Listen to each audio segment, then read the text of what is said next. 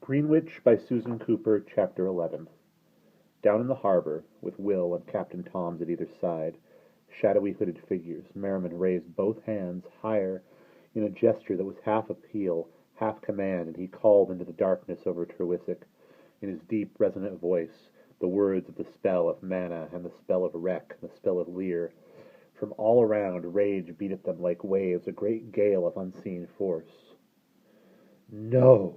cried the great voice of the Greenwich, thick with fury. "No! Leave me alone!" "Come forth, Greenwich!" Merriman called. "The spells command it!" "One coming is all they may command," the voice roared. "And out of the sea I came. They commanded me, and I came. No more, no more!" "Come forth, Greenwich!" Will's clear voice sang out through the darkness like a beam of light. "The White Lady bids you hear us. Tethys gave us leave to call you, before you should go to sleep." Fury enveloped them like a tidal wave. At their backs the sea growled and murmured. The land quivered beneath their feet. But then, though they could not see it, the presence was all around them. Seething, resentful, Merriman said, "The secret is not yours, Greenwich. You know you should not keep it." "I found it. It was in the sea." "It would not have been there but for a battle between the light and the dark. It was lost." "It was in the sea, in my mother's realm." "Come, my friend," Captain Tom said gently, in his rounded Cornish voice. "You know that it is not of the sea, but part of a thing of power." The Greenwich said, "I have no friend. It matters nothing to me what happens between the light and the dark." "Ah," Merriman said, "you will find out that it may matter if this thing of power shall belong fully to the dark. Half of it they have already, half they seek to have from you. If they gain it and have the power of the whole, things will go hard with the world of men." The voice around them mumbled, "Men have nothing to do with—" "Men have nothing to do with me!" Will's voice cut light and clear across the night. "Do you believe that, Greenwich? Men have everything to do with you. Without them you would not exist. They make you each year. Each year they throw you to the sea. Without men the Greenwich would never have been born." "They do not make me." The great voice was bitter. "They serve themselves only, their needs only. Though they make me in the form of a creature, yet they are making no more than an offering, as once in older days I might have been a slaughtered cock, or sheep, or man. I am an offering, old ones, no more. If they thought I had life, they would kill me as they killed the cocks and the sheep and the men, to make a sacrifice. Instead, they make me as an image out of branches and leaves. It is a game, a substitute. I am given real life only by the White Lady, life enough to take me down to the deeps. And this once, too, I have had a different life wake in me. Because I was drawn to earth, out of the sea by—" The voice grew reflective. A note of cunning crept in. "By the dark." "Put that out of your mind," Merriman said at once. "None is more self-serving than the dark.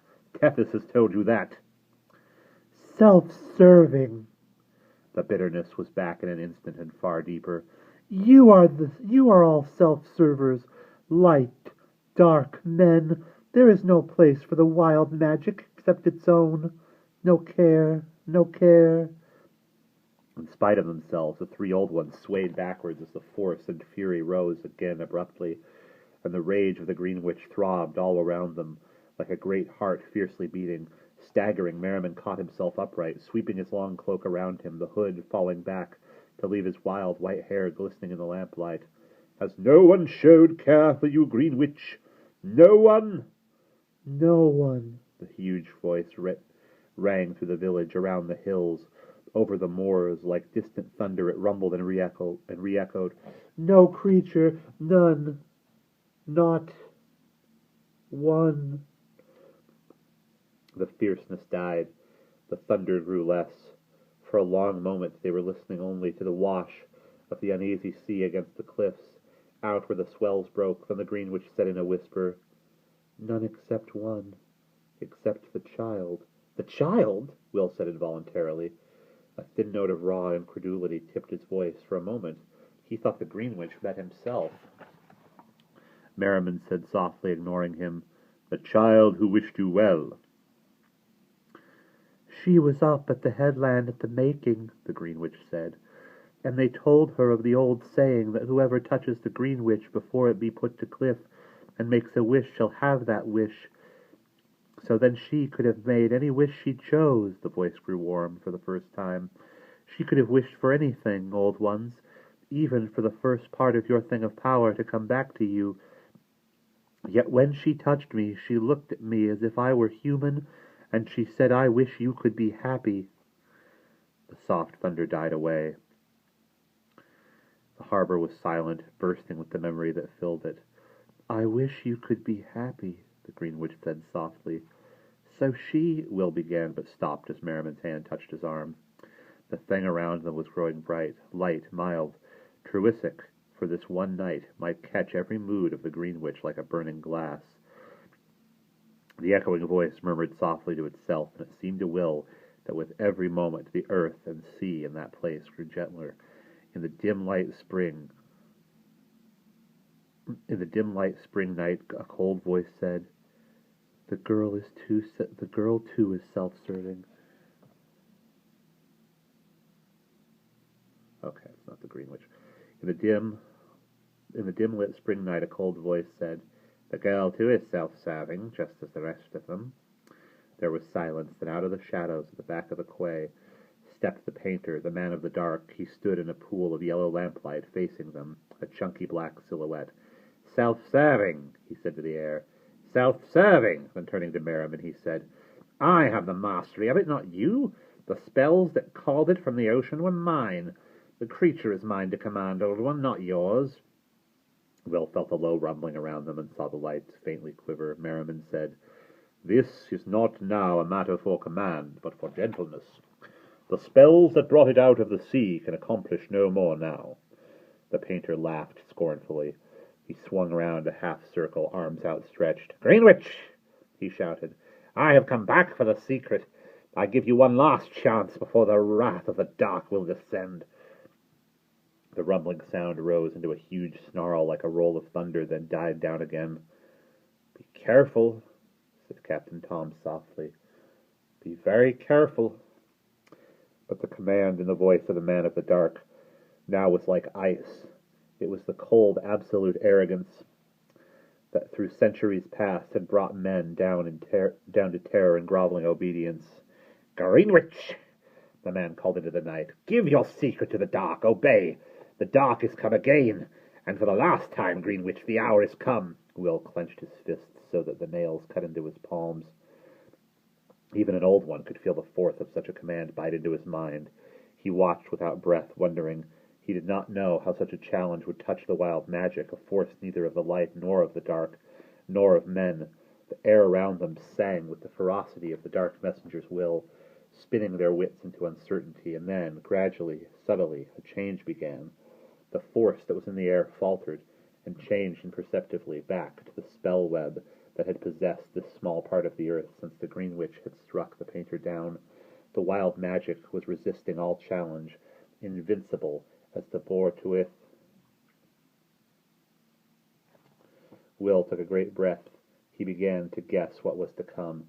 Standing alone on the quay, the painter whirled round, staggering, groping into the air, as if in search for something he could not see. Out of the darkness, high above the village, a weird, clear voice called as it had called before. "The hour is come, but not the man. The hour is come, but not the man. The hour is come, but not the man."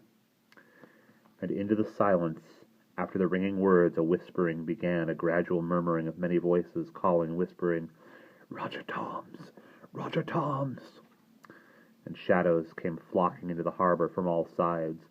All the shades and spirits and hauntings of that one haunted night, the past folk of Truissic, from all the centuries that the little sea town had ever seen, focused into one black point of time.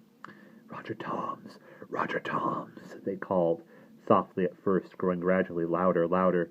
It was a calling and an accusing and a judgment, and it whispered relentlessly round the harbor and over the sea.